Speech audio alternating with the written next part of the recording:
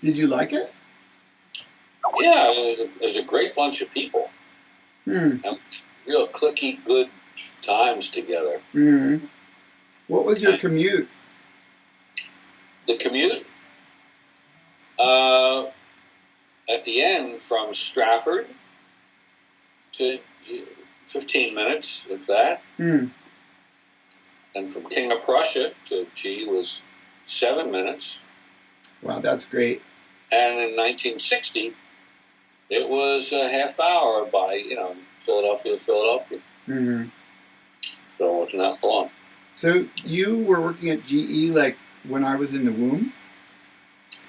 Yeah, from, right, June of 60. Wait a minute. May of 60 till June of 62. Hmm. And Martin Marietta in Baltimore for a year. Oh, Dumb. really? Yeah, Wow. that was dumb. Why is They were that? laying off people, and Martin came in and recruited. And I wasn't laid off, but they recruited me. So Uh-huh. what went down, I don't know. It was, well, we did dumb things. Yeah. What Let's did try it, see what happens. What did you do for Martin Marietta? Aerospace, materials engineering. Mm-hmm. Same thing with GE. Well, GE, I remember you had something going where you were doing like heat reentry stuff for rockets. Yes, yeah. Was that I the saw same for that Martin? block of material. Yeah. It's at the cabin. Yes. Okay. Polypropylene, ethylene, something, right? Yeah, epoxy, whatever. So, what did you do for Martin Marietta though? Like the same kind of thing? Same thing. So, They what picked my brain. what was it? Rockets that were being sent to the moon, or is it more like military stuff? Yes, both. It just has materials that would go into it. Like give them a material whose coefficient of expansion was between 1.2 and 1.3, and make it so we can change this. And I'm an engineer, so. Mm-hmm. What can I ask you? When you finished with Martin Marietta, then there was another period with like 3 years before you went back to GE. Martin Marietta was 65, yeah. And then wait a minute, what happened? I had a couple crummy jobs and did a lot of folky.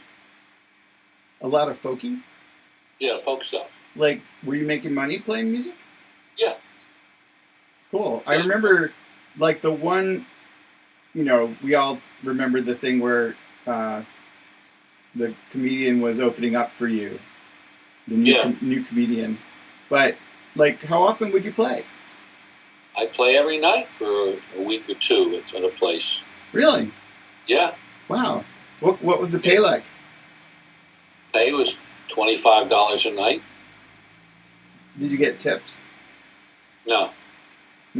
What were some of the places that you played? Philadelphia, the Gilded Cage, the Second Fret, the I can't remember the names of them. The Proscenium, various gigs, and I would teach. I taught at the come on,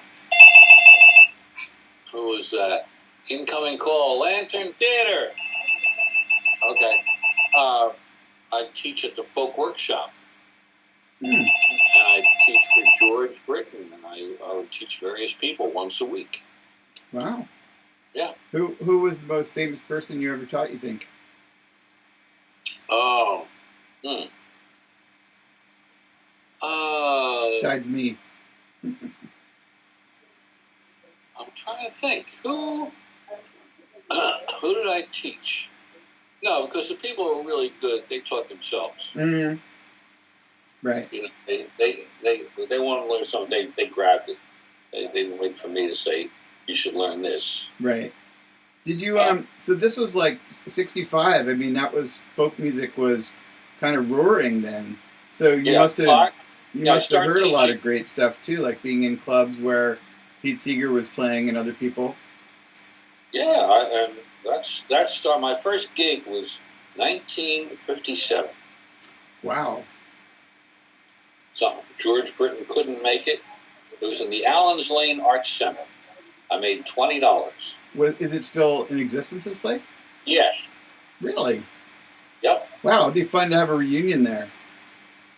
Well, we're trying to get a reunion with Sandy and Bart, but her husband has Parkinson's and she can't go to here. On the phone, and this won't work and that won't work. So I don't know. Where is she? Where is she located?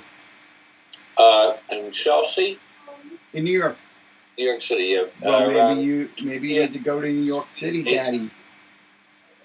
Yeah, but how do you go there on the train, schlep a guitar, worry about whether he's going to, throw up on you? And, well, Dad, you can let all of your excuses and all of the hindrances on both sides stop you from doing it, or you can make it happen, baby.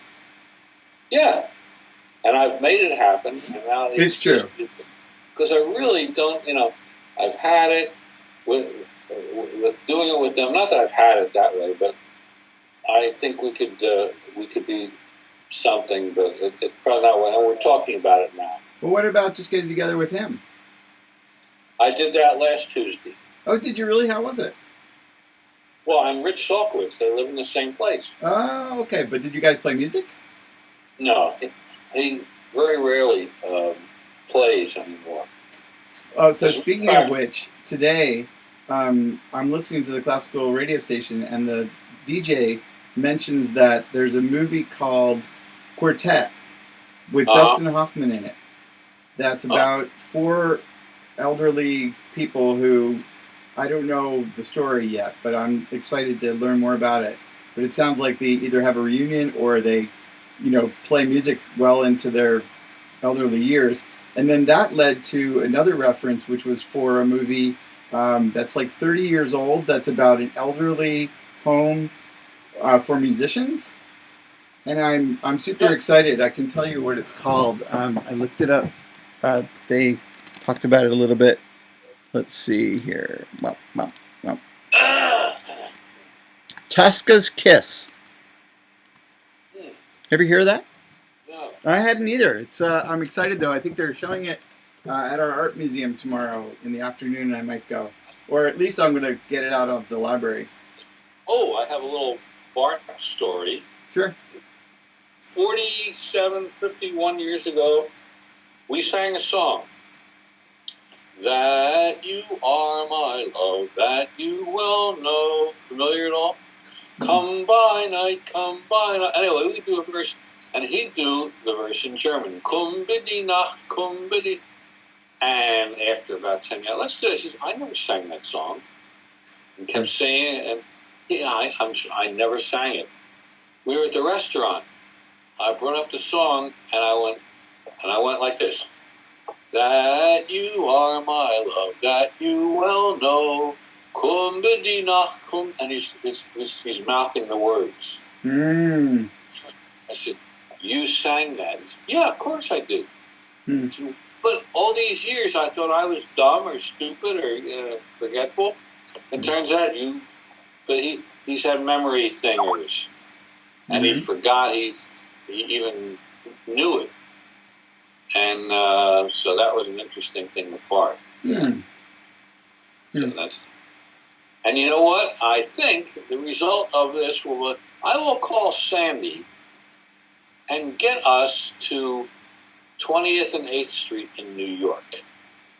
And the one thing I have to do is say, in your life, do you have anybody up there who has a guitar? I can also probably help you, Dad, if you want. If you just tell me where you want it, I could probably get a guitar to whatever address. And show it, and it would show up and then disappear? Wow. All right. Okay, let me see what they should. All sorts of things. Yeah, just a friend of mine was just posting today who's in New York who could probably pull it off. And yeah. I'd give him $5. There you go. I mean, I'm a sport. I can do that.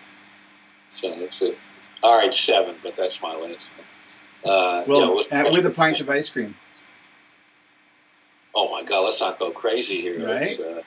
Okay. Maybe a little lox. I just remembered. Ruth came to my mind. Speaking of New York, and her place on the Upper East Side. I remember going there and having dinner with Jack and her one time. That's too bad. Like, I was at NYU for 4 years. You'd think I would have hung out with them a little bit more, you know? Yeah, hey, I feel bad about it. I miss her. Yeah. She was so menschy. God. Yeah. And she was the one. I'll tell you a little story I never told about her. I was 16 years old. I think she was 19 or 21. My mother married her father.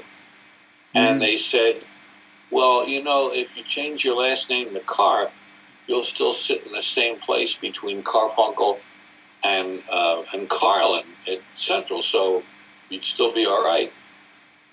And I'm thinking, that's a perfect reason I have no defense. And Ruth says, you are Kaufman. That's who you are. Tell him to butt out of your life. And she's the one that made it Kaufman, made you Kaufman. Wow. Yeah. And she was 19 or 20 or whatever she was. Can't remember. They're 52. Yeah, so that's who she was in my life. Yes, that's a big one. Yes, she had a big influence on all of us. Dad, also water is good. You could be drinking more water probably. We all could. I'll have some. Show you how it's done. I keep a bottle right by my easy chair here. Fill my WileyWare. Oh, you have a special glass. I do. Oh. This is WileyWare. You're familiar with WileyWare. You have some. Yes. Hey, Dad, I want to tell you a little story. So I went to Florida last week for the Constant Contact convention. It's called OneCon, which is the worst name I think a convention could possibly call themselves, you know. But one con. OneCon, CON. One ton. Okay. OneCon. Oh, CON. Okay. All right. Anyway, while I was there, I met the CEO of the company, and the first moment almost of meeting her, I don't think I insulted her exactly, but it sort of came across that way. She brought up something about having a meeting in the morning and how she would be her typical 5 minutes late. That's like one of the first things that she said to a group of people that I was standing there with. And I said to her, I actually think that's not a good thing. Like, in my world, in my business world, and in my life, I think it's really important to be on time. In fact, I encourage people to get to things early. And anyway, that didn't go real smoothly. She sort of took it in stride, but I could tell that I'd sort of either ruffled her feathers, and I definitely ruffled the feathers of the person who's sort of my boss. Anyway, that just sort of was that, and then she ended up leaving and walking away. Well, the next day, we're in like a breakout session in this big conference, big convention room, in a hotel, and there's a backpack sitting in a chair, and I have a particular part of the room that I generally like to sit in, so I put my stuff next to it, and started kind of, getting prepared for the next talk. So who walks up? But it's the CEO of this company, and so she takes her backpack off, and we're both kind of like giggling a little bit that this happened, that we ended up sitting next to each other. But she sits down, and So I said to her, I don't remember how it came up, but we started talking again, and she said something about, what we had talked about the night before, and I said, she said something about, I'm never going to change, and I said, well, maybe you raised the issue with me because you're looking for help with it, and it just. We're both Jewish. She's not that much older than me. It's kind of like talking to a peer. To me, I hope it is. I hope that I can have a peer relationship with anybody. I don't care how much money they have or importance or whatever.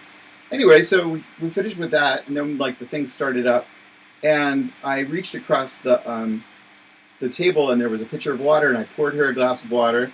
I set it down in front of her, and I poured one for me, and she was like, "Thank you." And then I came home, and somehow that pouring of water for her just stuck, and I decided that I would send her a glass. So I did. And she just wrote back to me and told me that she loves it. And the when you so the tagline for WileyWare is "Drink in brilliance every day." And so I wrote that to her. I said, "Drink in brilliance every day," and she wrote back and she said, "The glass is ... brilliant." She said, and I just wrote back, "Fantastic," and that's that. But it just feels like that's a little bit of how my life is these days. So like a lot of connections and a lot of synchronicities, and it's good. Okay. Well, it's been nice hanging out.